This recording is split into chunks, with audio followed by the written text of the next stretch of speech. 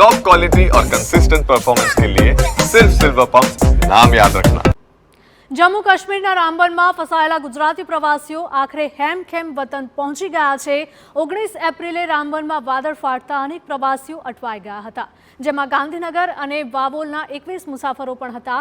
આ ઘટના બાદ તેમણે રાજ્ય સરકારનો સંપર્ક કરતા સલામત રીતે આર્મી કેમ્પમાં ખસેડાયા હતા, પરંતુ ત્યારબાદ પહેલગામમાં આતંકી હુમલો થતા તેમના જીવ તાળવે ચોંટ્યા હતા। એવી સ્થિતિમાં તેઓને ખાસ લક્ઝરી બસમાં સુરક્ષિત પરત લાવવામાં આવ્યા છે। તેઓ સલામત રીતે ઘરે પહોંચતા પરિવારને હાશકારો થયો છે।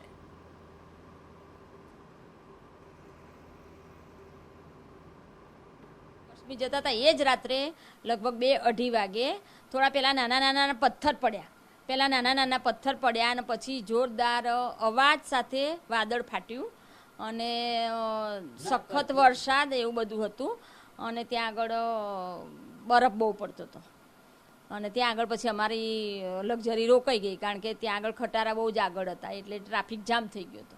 જમ્મુ કાશ્મીરની પોલીસ, આપણે ગુજરાત સરકારના ભાઈ કલેક્ટર સાહેબ, સરકાર વતી હું આભાર માનું છું અને ત્યાંની બી આર્મી તેમજ જમ્મુ પોલીસને બી હું આભાર માનું, કારણ કે એ લોકોએ ખૂબ સેવા કરી, મેડિકલ, ચા, પાણી, ફૂલ ફેસિલિટી।